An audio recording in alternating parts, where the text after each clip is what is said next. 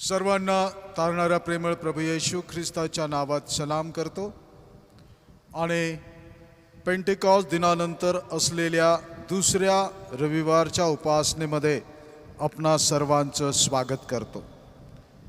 या विशेष उपासनेला सुरुवात करत असताना देवबापाचा गौरव करण्याकरिता आपण उपासना संगीत यामधील गीत क्रमांक 423 भक्तीची वेळ मला सदैव आवडेल हे गीत आपण सर्वजण मिळून गाऊया आणि देवबापाचा गौरव करत असताना या उपासनेला सुरुवात करूया।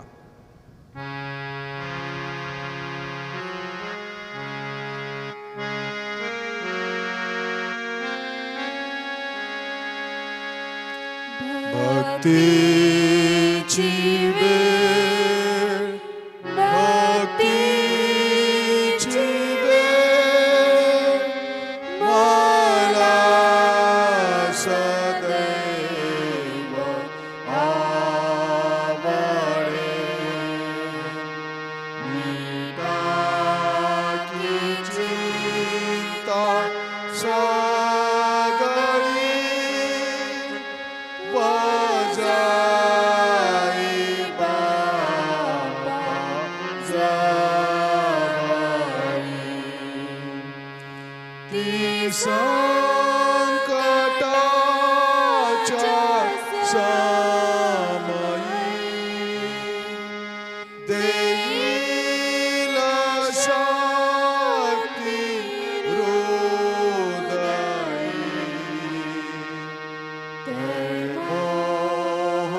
मोहपाश विटळेल अमोल ती भक्तीची वेळ भक्तीची वेळ भक्तीची वेळ ही गोड कशी वर्णवे करी मला ती प्रेरणा देवा मी आपली प्रार्थना त्या ठाई भाव ठेवूनी वभार सर्व टाकूनी कृपानंत मिळेल ही धन्य हो भक्तीची वेळ भक्तीची वेळ भक्तीची वेळ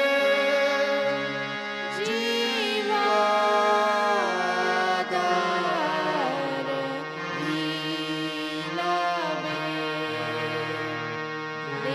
देहातूनी सुटूनिया जाई वारी चढूनिया पवित्र होती भावना समाप्त सर्व प्रार्थना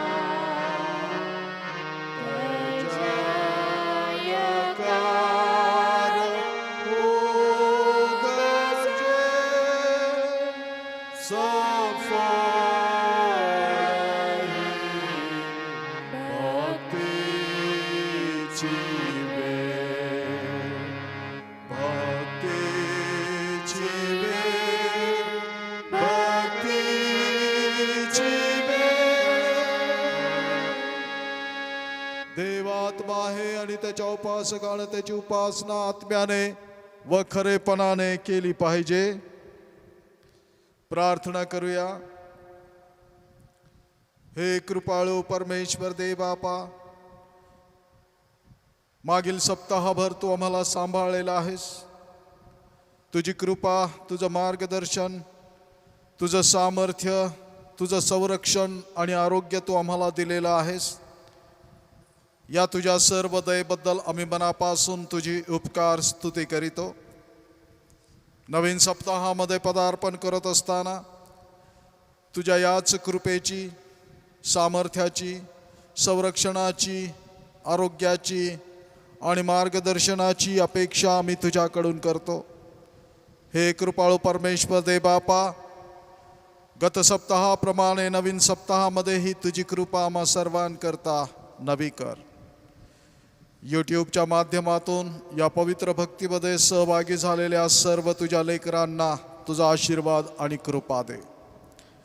प्रभू, ही भक्ती, तुझं पवित्र वचन यूट्यूबच्या माध्यमातून तुझ्या पवित्र जनांपर्यंत पोहोचवण्यासाठी जे कार्यरत आहेत त्या सर्वांना मी तुझ्या हातामध्ये देतो. त्यांना आशीर्वाद दे. विशेष करून मंडलिक परिवार, त्याचप्रमाणे प्रशांत तिडके, त्यांचा परिवार, या सर्वांना तू आशीर्वाद दे.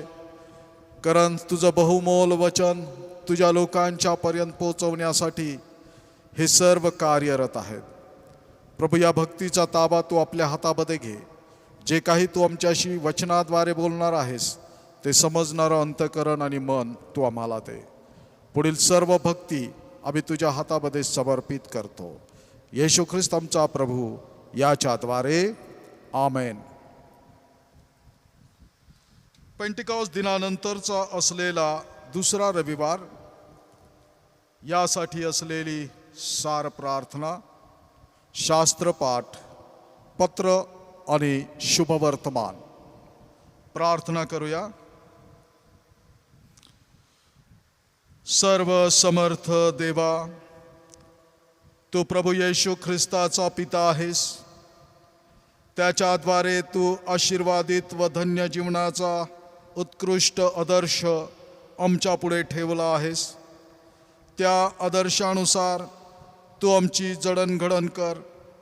आम्ही ख्रिस्ताच्या पावलावर पाऊल टाकून चालावे, तुझ्या आज्ञांचे पालन करावे आणि शाश्वत जीवन पावावे असे तू कृपेने कर. तो सह व पवित्र आत्म्यासह असणारा व सर्व काळ राज्य करणारा एकमेव देव आमचा प्रभू येशू ख्रिस्त याच्याद्वारे, आमेन. आजच्या या उपासनेतील मननाकरिता असलेला जुन्या करारातील प्रथम शास्त्रपाठ यावेळेस आपण ऐकूया. यशाया नामक ग्रंथ याचा 61वा अध्याय आणि 1 ते 9 ही वचनं.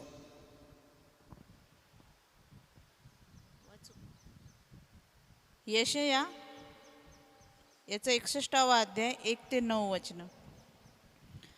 सियोनेच्या उद्धाराचे शुभवृत्त. प्रभू परमेश्वराचा आत्मा मजवर आला आहे, कारण दिनास शुभवृत्त सांगण्यास परमेश्वराने मला अभिषेक केला आहे. भग्न हृदय जनास पट्टी बांधावी, धरून नेलेल्यास मुक्तता व बंदिवानास बंधमोचन विदित करावे. परमेश्वराच्या प्रसादाचे वर्ष व आमच्या देवाचा सूड घेण्याचा दिवस विदित करावा. सर्व शोकग्रस्तांचे सांत्वन करावे. सियोनातील शोकग्रस्तास राखेच्या ऐवजी शिरोभूषण घालावे. त्यास शोकाच्या ऐवजी हर्षरूप तेल द्यावे. खिन्न आत्म्याच्या ऐवजी प्रशंसारूप वस्त्र द्यावे.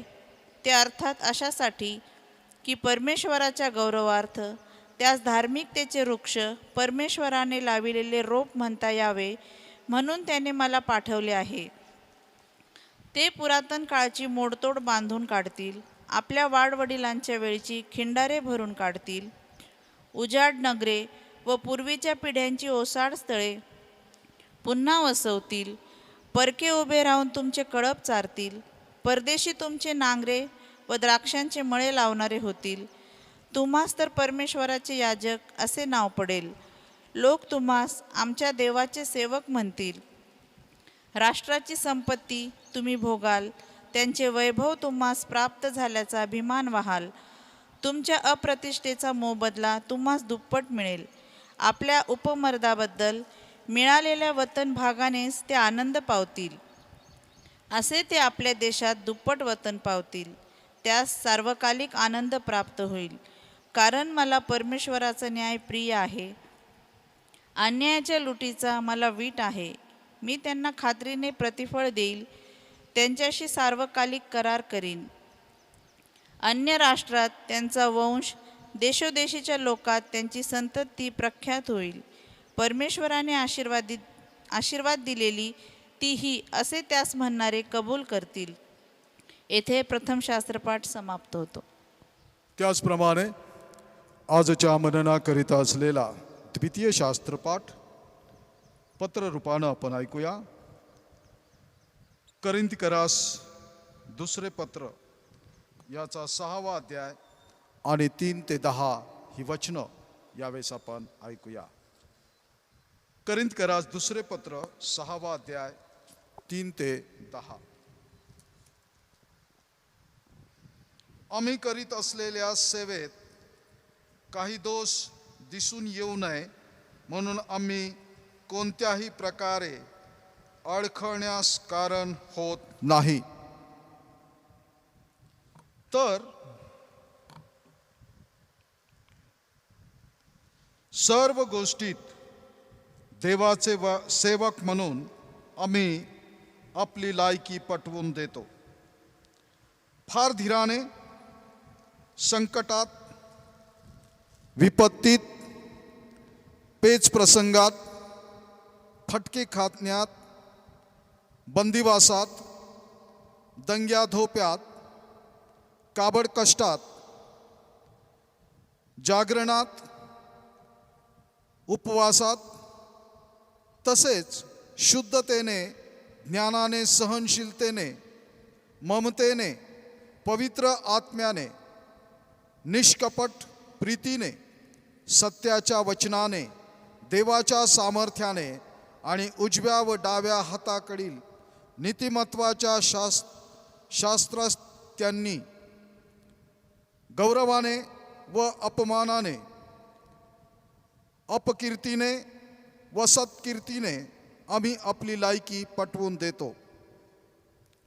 फसविणारे मानलेले तरी आम्ही खरे, अप्रसिद्ध मानलेले तरी सुप्रसिद्ध, मरणोन्मुख असे मानलेले तरी पहा आम्ही जिवंत आहोत, शिक्षा भोगणारे असे मानलेले तरी जीवे मारलेले नाही, दुःखी मानिलेले तरी सर्वदा आनंद करणारे, दरिद्री मानलेले तरी पुष्कळांना सधन करणारे, कफल्लक असे मानलेले तरी सर्व वस्तू संपन्न अशी आम्ही आपली लायकी पटवून देतो. येथे द्वितीय शास्त्रपाठ समाप्त होतो. आजसाठी असलेलं शुभवर्तमान आपण ऐकणार आहोत. क्राइस्ट चर्च प्रेस्टिनच्या सन्मान्य रेव्हरंड R.P. राठोड पाळक साहेब आपणाकरिता आजचं शुभवर्तमान वाचन करतील अशी मी त्यांना विनंती करतो. प्रभो तुम्हासह असो आणि तुझ्या आत्म्यासह तो असो. पवित्र शुभवर्तमान संत मत्त लिखित शुभवर्तमान याचा 5वा अध्याय आणि त्याच्या पहिल्या वचनापासून शुभवर्तमानास प्रारंभ होतो. हे प्रभू तुला गौरव असो. तेव्हा त्या लोकसमुदायांना पाहून तो म्हणजे येशू डोंगरावर चढला व तो खाली बसल्यावर त्याचे शिष्य त्याच्याजवळ आले. मग तो तोंड उघडून त्यांना शिकवू लागला, जे आत्म्याने दीन ते धन्य, कारण स्वर्गाचे राज्य त्यांचे आहे.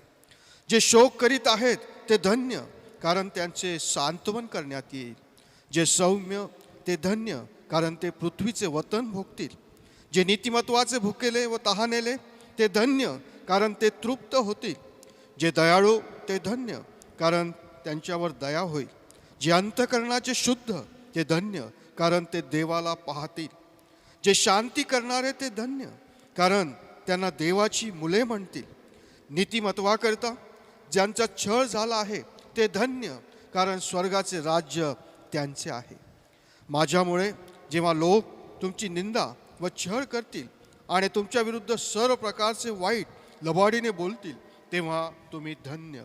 आनंद करा, उल्हास करा, कारण स्वर्गात तुमचे प्रतिफळ मोठे आहे. कारण तुमच्यापूर्वी जे संदेष्टे होऊन गेले त्यांचा त्यांनी तसाच छळ केला. हे ख्रिस्ताचे पवित्र शुभवर्तमान आहे. हे ख्रिस्ता, तुझी स्तुती असो. मंडळीसाठी सूचना आहेत. मंडळीला सूचित करण्यात येते की येणाऱ्या रविवारची भक्ती देखील यूट्यूबच्या माध्यमातून आपण करणार आहोत. मंडळीने कृपया याची नोंद घ्यावी. तसेच आपल्याकडे जमा असलेले चर्चचे देणे, उदाहरणार्थ पास्टर फंड, आपले दशांश, दान, स्वनाकाराचे डबे इत्यादी चर्चमध्ये जमा करण्यासाठी आणि कलेक्ट करण्यासाठी श्री डॅनियल अस्वले यांच्याशी आपण संपर्क साधू शकता. श्री डॅनियल अस्वले यांचा फोन नंबर आपल्या स्क्रीनवर डिस्प्ले होईल आणि त्या नंबरवर ही आपली दानं आणि देवाचं देणं देण्याकरता आपण त्यांच्याशी संपर्क करू शकता. विवाह घोषणा. तिसऱ्या आणि शेवटल्या वेळेकरता असलेली विवाह घोषणा. कुमार विशाल विलास नाळे, राहणार ढोरकीन, व कुमारी कोमल कल्याण मावस्कर, राहणार नवयुग कॉलनी, औरंगाबाद, या जनांची विवाह घोषणा करीतो. या जनांनी या पवित्र विवाहानं संयुक्त न होण्याचं योग्य कारण, अडथळा अथवा प्रत्यवाय आपणापैकी कुणास ठाऊक असल्यास बोलून दाखवावा, अर्थात आमच्याशी संपर्क करावा. विवाह घोषणेची ही तिसरी म्हणजे शेवटली वेळ आहे. त्याचप्रमाणे दुसऱ्या वेळेकरता असलेली विवाह घोषणा. कुमार नेल्सन लिओ बर्नाल्ड, राहणार बरानपूर, मध्य प्रदेश, आणि कुमारी मनीषा देवीदास खंडागळे, राहणार ख्रिस्तनगर, औरंगाबाद, या जनांची विवाह घोषणा करीतो. या जनांनी या पवित्र विवाहानं संयुक्त न होण्याचं योग्य कारण, अडथळा अथवा प्रत्यवाय आपणापैकी कुणास ठाऊक असल्यास बोलून दाखवावा. यांच्या विवाह घोषणेची ही दुसरी वेळ आहे. त्याचप्रमाणे कुमार जेम्स प्रमोद राव, राहणार जटवाडा, औरंगाबाद, आणि कुमारी सिंड्रेला विद्यासागर घोरपडे, राहणार हर्सूल, औरंगाबाद, या जनांचीही विवाह घोषणा करीतो. या जनांनी पवित्र विवाहानं संयुक्त न होण्याचं योग्य कारण, अडथळा अथवा प्रत्यवाय आपणापैकी कुणास ठाऊक असल्यास बोलून दाखवावा. यांच्या विवाह घोषणेची ही पहिली वेळ आहे.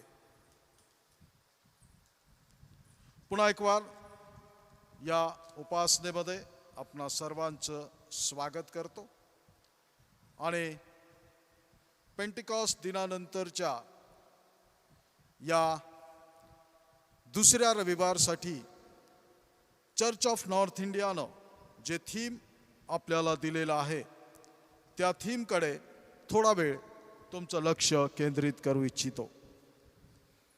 चर्च ऑफ नॉर्थ इंडियानं या सप्ताहासाठी थीम आपल्याला दिलेला आहे ते येण्याप्रमाणे आहे. खरे धन्यवादित व सुखी कोण या संबंधी येशूची शिकवण. खरे धन्यवादित व सुखी कोण या संबंधी येशूची शिकवण. ही थीम समजवून घेण्यासाठी देवबापानं आम्हाला सामर्थ्य द्यावं, शक्ती द्यावी. याकरिता जिवंत परमेश्वराकडे आपण पवित्र आत्म्याचं सामर्थ्य मागूया.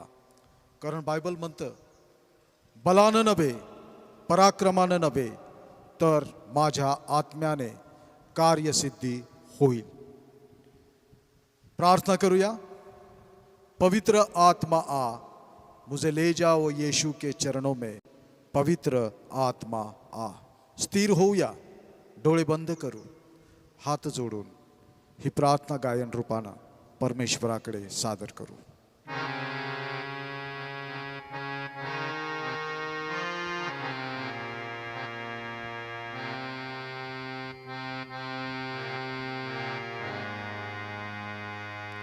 पवित्र आत्मा, पवित्र आत्मा, मुझे ले जाओ यीशु के चरणों में. पवित्र आत्मा, सिर्फ तेरे लिए यीशु, तेरे लिए, सिर्फ तेरे लिए यीशु, तेरे लिए, तेरे लिए यीशु, तेरे लिए मैं हाथ उठाता हूँ. पवित्र आत्मा, पवित्र आत्मा, मुझे ले जाओ यीशु के चरणों में. पवित्र आत्मा. प्रार्थना करूया. कृपाळू परमेश्वर दे बापा, जे थीम तू आज आम्हाला दिलेलं आहेस, ज्या पवित्र वचनांद्वारे तू आमचं मार्गदर्शन करणार आहेस, ती वचनं समजणारं अंतःकरण मन तू आम्हाला दे. कृपाळू परमेश्वर दे बापा, तुझ्या पवित्र आत्म्याचं सामर्थ्य तू आम्हाला दे. तुझ्या वचनाद्वारे मार्गदर्शन करत असताना माझं दीन पामरावर तुझी कृपा दृष्टी असू दे. पुढील सर्व वेळ आणि वेळेचा ताबा आम्ही तुझ्या हातामध्ये देतो. येशू आमचा प्रभू याच्याद्वारे, आमेन.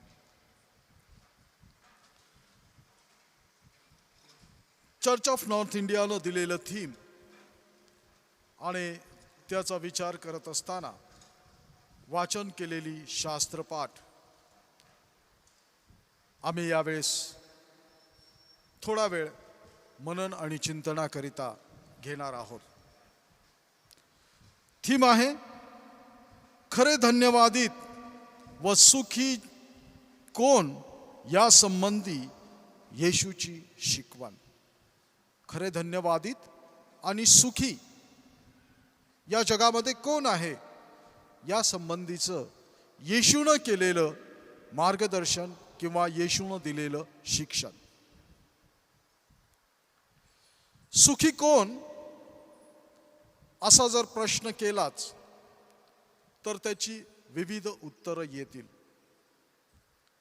परंतु आजच्या या जगामध्ये, आजच्या या धावपळीच्या युगामध्ये, स्पर्धात्मक जगामध्ये सुखी कोण आहे याचा उलगडा एका छोट्याशा उदाहरणामधून करण्याचा मी प्रयत्न करतो. अरण्य होतं आणि बऱ्याच दिवसापासनं अरण्यामध्ये एकांत बसून तप करणारी एक व्यक्ती होती. आणि त्या व्यक्तीच्या त्या काळामध्ये त्या व्यक्तीच्या जीवनात आलेल्या अनुभवानुसार आजची परिस्थिती आणि या परिस्थितीमध्ये सुखी कोण आहे हे जाणून घेण्याचा प्रयत्न आपण करूया. अनेक दिवसपर्यंत अरण्यात बसलेल्या या व्यक्तीनं एक दिवस एका व्यक्तीला बघितलं आणि ती व्यक्ती त्या ठिकाणी काहीतरी शोधत होती. आणि काहीतरी शोध घेणाऱ्या त्या व्यक्तीला अरण्यात अनेक दिवसापासून बसलेल्या त्या व्यक्तीनं विचारलं की बाळा काय शोध घेत आहेस, काय शोधतो आहेस? आणि त्यानं सांगितलं की मी अतिशय गरीब व्यक्ती आहे आणि या अरण्यामध्ये अशी वनस्पती शोधण्याकरता आलेलो आहे की जी खाल्ल्यानं मला भूक लागणार नाही, जी खाल्ल्यानं मला भूक लागणार नाही. आणि मग अनेक दिवसापासून त्या वनामध्ये असणाऱ्या त्या व्यक्तीनं त्याला सांगितलं, बाबा रे, अशी वनस्पती या भूतलावर अस्तित्वात सध्या तरी नाही की जिच्या खाण्यामुळे तुला भूक लागणार नाही. काही काळ गेला आणि आणखी एक व्यक्ती काहीतरी शोध घेताना त्याला दिसला आणि त्या व्यक्तीलाही त्यानं विचारलं की बाबा रे, इकडे या अरण्यामध्ये, जंगलामध्ये तू काय शोधतो आहेस? आणि त्यानं सांगितलं की मी एक श्रीमंत मनुष्य आहे, माझ्याकडे सगळं काही आहे, सगळी काही विपुलता आहे, भरपूरता आहे, परंतु मला भूक लागत नाही, मला भोजन जात नाही, आणि भोजन जावं, मला भूक लागावी याकरता काहीतरी आहे काय याचा शोध मी घेतो आहे. छोटंसं उदाहरण हे आहे. आणि हे उदाहरण जर तुम्ही बारकाईनं ऐकलं असेल तर आजच्या या परिस्थितीमध्ये कुणीही सुखी नाही असंच आम्हाला वाटेल. जो गरीब आहे तोही काहीतरी शोध घेतो आहे, जो श्रीमंत आहे तो देखील काहीतरी शोधतो आहे. आणि दोन्ही टोकांकडे पाहिलं तर हे दोन्हीही टोकं अस्वस्थ, काहीतरी कमी असल्यासारखे असे आम्हाला पाहायला मिळतात. आणि हेच आजचं जीवन आहे. कुणीही सुखी नाही, कारण आम्ही सुखी आहोत हेच मुळात मानवजाती विसरलेली आहे. आणि जे आहे त्यात समाधान मानायला तयार नसलेली ही मानव जाती प्रतिक्षणी, प्रत्येक मोमेंटला असहाय्यतेकडे, अतृप्ततेकडे आणि अशक्तपणाकडे पुढे पुढे पुढे पुढे जात आहे. जे आमच्या जवळ आहे त्यामध्ये समाधानी न राहिल्यामुळे काहीशी ही परिस्थिती अखिल मानवजातीच्या समोर निर्माण झालेली आहे. आणि नेमकं याच बाबतीत प्रभू येशू ख्रिस्तानं अतिशय मोलाचं शिक्षण त्याच्या हयातीमध्ये सर्व मानवजाती करता दिलेलं आहे. आणि खरा श्रीमंत कोण, किंवा खरं सुखी कोण, किंवा खरा समाधानी कोण याबद्दलचं मार्गदर्शन प्रभू येशू ख्रिस्तानं केलेलं आहे. आणि ते मार्गदर्शन एवढंच आहे की सुखी या जगामध्ये सुखी तोच आहे जो इतरांसाठी जीवन जगण्याचा प्रयत्न करतो आहे. या जगामध्ये सुखी तोच आहे जो इतरांना यशस्वी करण्यासाठी जगतो आहे. या जगामध्ये सुखी तोच आहे जो इतरांना समाधानी पाहण्याची कुवत ठेवतो. आणि बारकाईनं जर पाहिलं तर याच गोष्टीची कमतरता जगामध्ये झालेली आहे असं तुम्हाला पाहायला मिळेल. कुणी कुणाचं हित पाहण्यास तयार नाही, कुणीही आपला स्वार्थ सोडण्यास तयार नाही, कुणीही कुणाचं भलं झालेलं किंवा चांगलं झालेलं किंवा उन्नती आणि प्रगती झालेली पाहण्याची क्षमता कमकुवत झालेले असे लोक या जगामध्ये वावरत आहेत. आणि अशा स्टेजवर आलेलं व्यक्तिमत्व किंवा अशा पातळीवर आलेलं जीवन हे कधीही सुखी राहू शकत नाही असं शिक्षण प्रभू येशू ख्रिस्तानं त्याच्या शिष्यांना किंबहुना संपूर्ण जगाला दिलेलं आहे.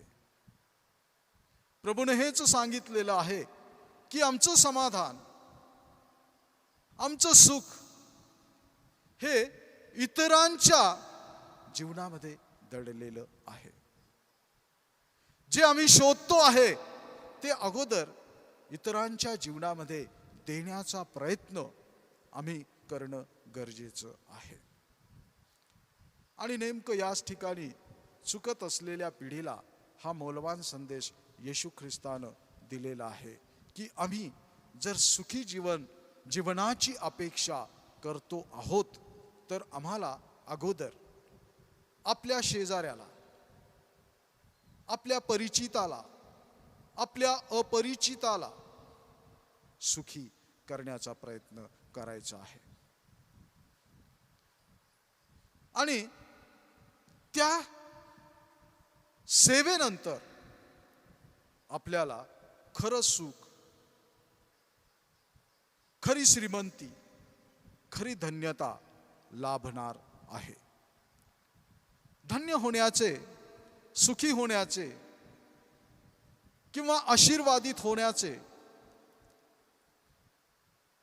दोन मार्ग आजच्या शास्त्रपाठामधून आम्हाला पाहायला मिळतात.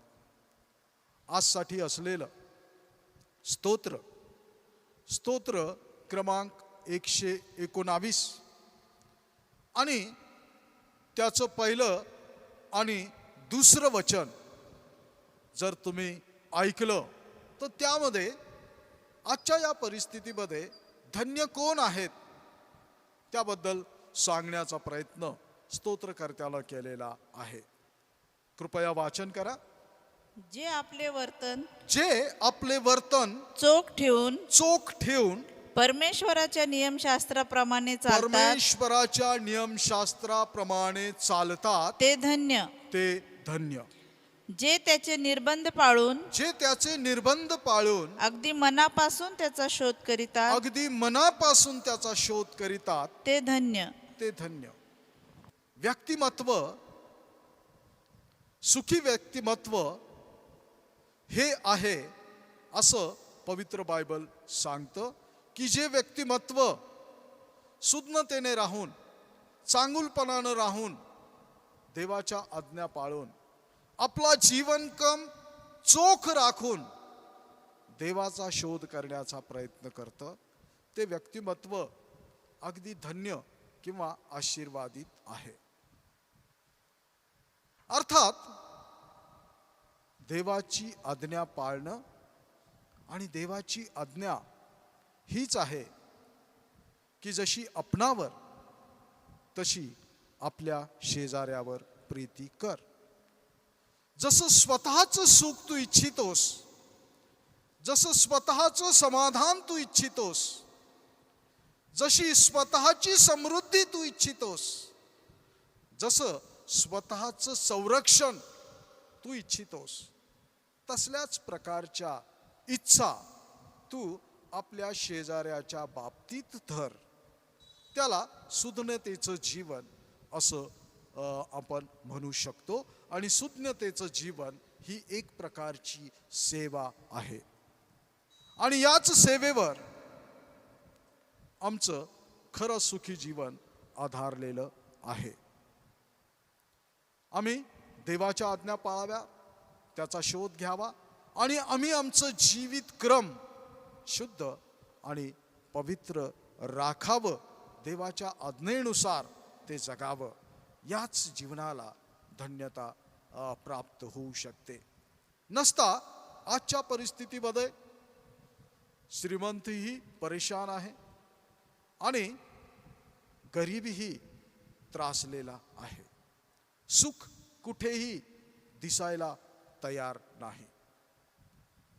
प्रगटीकरण याचा 3रा अध्याय आणि 17वं वचन जर तुम्ही वाचन केलं तर त्या ठिकाणी असं म्हटलेलं आहे. प्रकटीकरण याचा 3रा अध्याय 17वं वचन. मी श्रीमंत आहे, मी धन मिळवले आहे व मला काही उणे नाही असे तू म्हणतोस, पण तू कष्टी, दीन, दरिद्री, आंधळा व उघडा वागडा आहेस, हे तुला कळत नाही. हे तुला कळत नाही. मी श्रीमंत आहे, मी धन मिळवलं, मला काहीही कमी नाही, माझ्याकडे सगळं काही आहे असं तू म्हणतोस, परंतु तू कष्टी, तू दीन, तू दरिद्री, तू कफल्लक आहेस हे तुला कळत नाही. त्याचं कारण हेच आहे की जो दृष्टिकोन तुझ्याकडे असायला पाहिजे तो दृष्टिकोन तुझ्याकडे नाही. आणि म्हणून बाह्यतकर्मी असलेल्या सुखाला तू सुख म्हणतोस आणि बाह्यतकर्मी असलेल्या सुखांनी मनुष्य सुखी होऊ शकत नाही.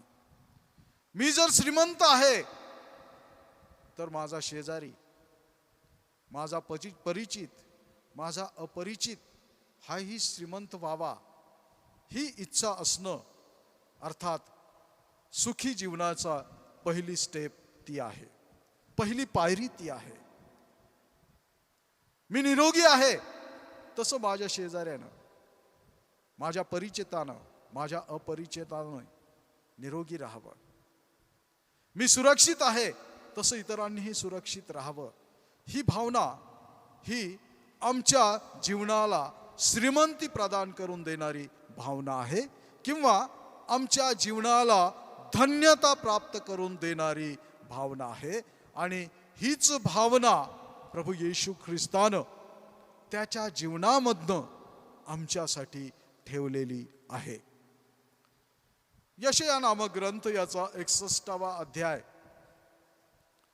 आम्ही वाचन केला आणि त्या अध्यायामध्ये जे काही यशयाद्वारे भाकीत केलेलं होतं ते सर्व आमच्या येशू ख्रिस्ताच्या जीवनाचा अजेंडा होता.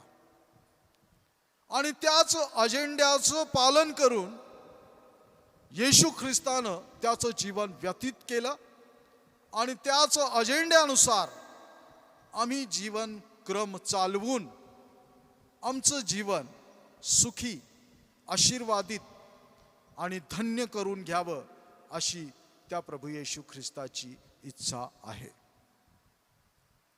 यशयाचा तो ग्रंथ जो आज आम्ही वाचन केला, सभास्थानामध्ये येशू ख्रिस्ताला तो ग्रंथ वाचन करण्यासाठी देण्यात आला आणि तो ग्रंथ वाचन करून झाल्यावर प्रभू येशू ख्रिस्तानं त्या ठिकाणी असं म्हटलेलं आहे की आज ही वचनं पूर्ण झाली आहेत. ख्रिस्ताचा तो अजेंडा घेऊन त्यानं स्वतःला यशयानं केलेल्या भाकिताप्रमाणे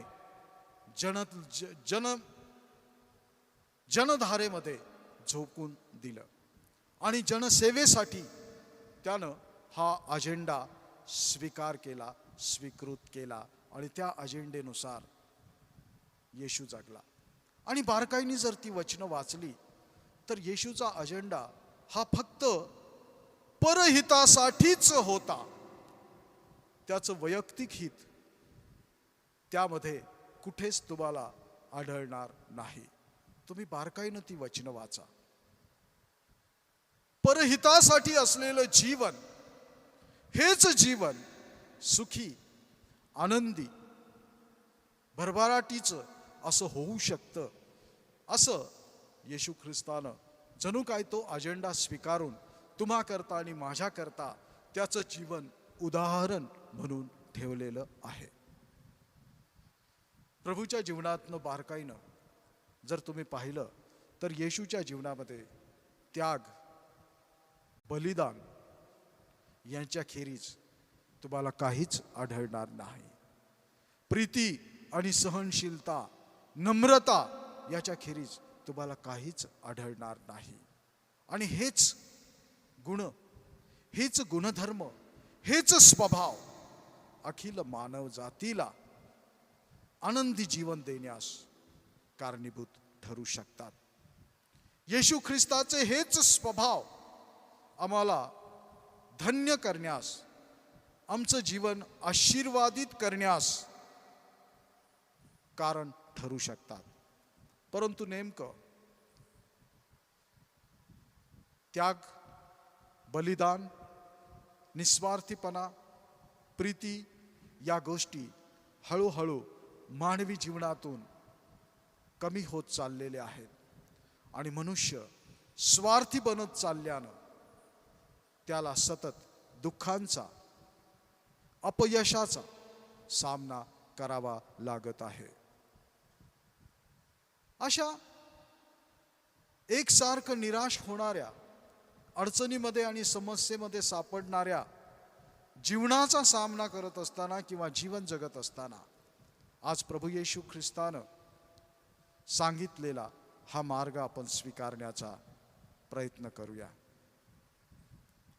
परहित हेच आमचं हित आहे. दुसऱ्यांच्या हितामध्ये आमचं हित आहे. दुसऱ्यांच्या आनंदामध्ये आमचा आनंद आहे. दुसऱ्यांच्या उन्नतीमध्ये आमची उन्नती आहे. हा एक नवीन गुणस्वभाव आम्हाला स्वीकारण्याची गरज आहे. जर आम्हाला असं वाटत असेल की आमचं जीवन धन्य व्हावं, आशीर्वादित व्हावं, तर स्वतःच्या स्वार्थाला आम्हाला फाटा द्यावा लागेल. जर आम्हाला असं वाटतं आहे की आमचं जीवन धन्य व्हावं, आमचं जीवन समृद्ध व्हावं, आशीर्वादित व्हावं, तर दोन व्यक्ती एका घरामध्ये राहत होत्या, आई आणि मुलगी. अतिशय गरिबी, आई आजारी, आणि अशा परिस्थितीमधून आपला उदरनिर्वाह कसा बसा त्या चालवत होत्या. परंतु दोघीही अतिशय धार्मिक होत्या. आणि एक दिवस आईला स्वप्न पडलं आणि आईनं ते स्वप्न आपल्या मुलीला सांगितलं. स्वप्न होतं, देवानं त्यांच्या कुटुंबाला भेट देण्याची इच्छा स्वप्नातून प्रगट केलेली होती. आणि अशाच प्रकारचं स्वप्न त्या मातेला पडलं की देव आपल्या घरी भेट देण्यासाठी उद्या या वेळेला येणार आहे. आणि मग देव येणार या आनंदानं त्या दोघी मायलेकी अतिशय जोमानं कामाला लागल्या. देवाचं स्वागत करण्यासाठी त्यांच्या शक्तीप्रमाणे लागणारी सर्व सामुग्री तयार करण्याची त्यांनी खटपट सुरू केली. आणि जवळ असलेले सगळे पैसे जे त्यांच्या उदरनिर्वाहासाठी त्यांनी ठेवलेले होते ते बाहेर काढले. आणि आई त्या मुलीला म्हणाली, बाई, प्रत्यक्ष देव येणार आहे, नाही काही तर थोडंफार खायला तरी घेऊन ये. आणि असलेली छोटीशी तटपुंजी त्या मुलीनं डब्यातनं काढली. वातावरण पावसाचं झालेलं होतं म्हणून अंगावर घोंगडी घेतली, छत्री घेतली आणि ती बाहेर पडली. बाहेर पडल्यावर दुकानापर्यंत जाण्यासाठी एका रिक्षावाल्याला तिनं हात दिला. रिक्षा आला, परंतु रिक्षात बसल्याबरोबर एक पती पत्नी आपल्या छोट्याशा बाळाला घेऊन त्या ठिकाणी रिक्षेची वाट पाहताना तिला दिसले. आणि अशा वेळेस तिनं त्या रिक्षेला त्या रिक्षेमध्ये त्या पती पत्नीला आणि त्या बाळाला घेतलं आणि पाहिलं त्या बाळाला खूप ताप आलेला होता. आणि म्हणून तिच्या जवळचे अर्धे पैसे त्या गरीब आई वडिलांच्या हातात तिनं दिले आणि त्यांना सांगितलं की या बाळाला तुम्ही दवाखान्यामध्ये घेऊन जा. रिक्षावाल्याला दुकानापर्यंत सोडवायला सांगितलं. ती दुकानात गेली आणि हे जोडपं त्या रिक्षावाल्याला घेऊन पुढे गेलं. त्या ठिकाणी सामान थोडंसं घेतलं, देव घरी येणार आहे, आणि थोडंसं खाद्य सामान घेऊन पुन्हा पायी पायी, कारण होते जे पैसे होते ते तिनं ऑलरेडी देऊन टाकलेले होते, पायी पायी निघाली. आणि पुन्हा एक म्हातारा तिला दिसला जो पावसामध्ये भिजतो आहे, कुडकुडतो आहे. त्याच्या जवळ ती गेली आणि पाहिलं की तो म्हातारा अतिशय असहाय्य आहे. बऱ्याच दिवसापासून त्याच्या पोटात अन्न नव्हतं, अशी त्याची परिस्थिती झालेली होती. आणि म्हणून घेतलेलं सर्व खाद्यपदार्थ तिनं त्या वृद्ध व्यक्तीला देऊन टाकले. आपल्या अंगावरची जी काही घोंगडी होती ती देखील तिनं त्या व्यक्तीला देऊन टाकली. आणि त्या व्यक्तीच्या डोक्यावर छत्री रोवून ती पायी पायी रिकाम्या हातानं आपल्या घरी निघाली. आणि रिकाम्या हातानं घरी आल्यावर तिनं पाहिलं आई तिची वाट बघत होती. आणि वाट बघणाऱ्या आईला उत्कंठा होती की केव्हा मुलगी येईल आणि देवासाठी मी सुंदरसं अन्न तयार करेल. परंतु रिकाम्या हातानं आलेल्या मुलीनं घडलेला सर्व प्रकार आईला सांगितला. आई निराश झाली.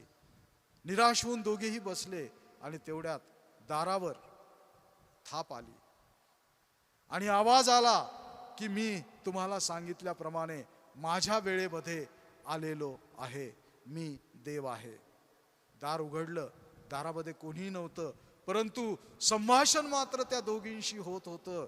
आणि ते संभाषण करणारा त्यांच्याशी बोलत होता, तुम्ही दोघींनी आज माझ्यासाठी खूप काही केलेलं आहे, मला आवडणारं सगळं काही आज तुम्ही मला दिलेलं आहे. आणि दोघीही अवाक झाल्या आणि म्हणाले, देवा तू आमच्यापर्यंत पोचलाही नाही, अजून घरातही आला नाहीस, आणि आम्ही तुझ्यासाठी काय केलं. आणि मग देवानं त्यांना सांगितलं, बाळा रस्तेमध्ये जे काही तू केलं ते सगळं तू माझ्यासाठी केलं. आणि हेच जीवन भरभराटीचं जीवन आहे, हेच जीवन आनंदाचं जीवन आहे, हेच जीवन समृद्धीचं जीवन आहे. तुमच्याजवळ जे आहे त्यापैकी जे काही तुम्ही इतरांना द्याल, ती भावना, तो तुमच्या मनात आलेला विचार, हाच विचार तुम्हाला समृद्ध करणारा आहे, तुम्हाला धनवान करणारा आहे, तुम्हाला भरभराटी देणारा आहे आणि तुम्हाला धन्य करणारा आहे. हाच विचार तुमच्या मनामध्ये सदैव असू द्या. हीच भावना इतरांसाठी झटण्याची, इतरांसाठी राबण्याची, इतरांसाठी सर्वस्व त्यागण्याची भावना तुमच्यामध्ये असू द्या. आणि त्या भावनेमधून जे काही तुम्ही करणार आहात ते सगळं माझ्यापर्यंत पोहोचणार आहे. आणि त्या माझ्यापर्यंत पोहोचलेल्यामधूनच तुम्ही धन्य होणार आहात. येशूनं अगदी तंतोतंत हेच शिक्षण धन्य होण्यासाठी अखिल मानवजातीला दिलेलं आहे. त्याचं शिकवण स्वीकारून त्याप्रमाणे आचरण करणारे धन्य होतील, असंही अभिवचन आम्ही पवित्र बायबलमध्ये वाचन केलेलं आहे. त्याप्रमाणे सुखी आणि आनंदी जीवन जगण्यास आणि धन्य जीवन स्वतःचं करून घेण्यास देवबाप तुम्हाला आणि मला सहाय्य करो. त्याच्या नावाला मान, महिमा, गौरव आता आणि सदा सर्व काळ युगान युग असो. आमेन. प्रार्थना करूया.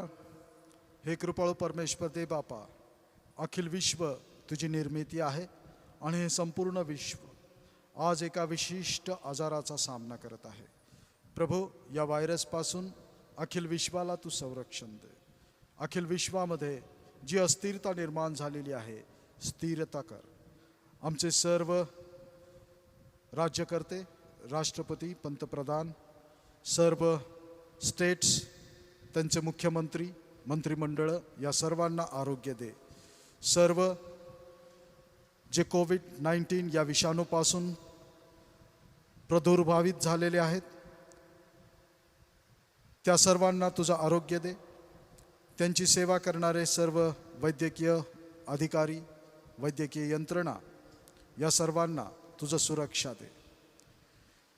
कृपाळू परमेश्वर दे बापा, आमच्या संपूर्ण भारत देशामधून हा कोरोना तू नाहीसा कर, नष्ट कर आणि प्रत्येकाला तुझं आरोग्य दे.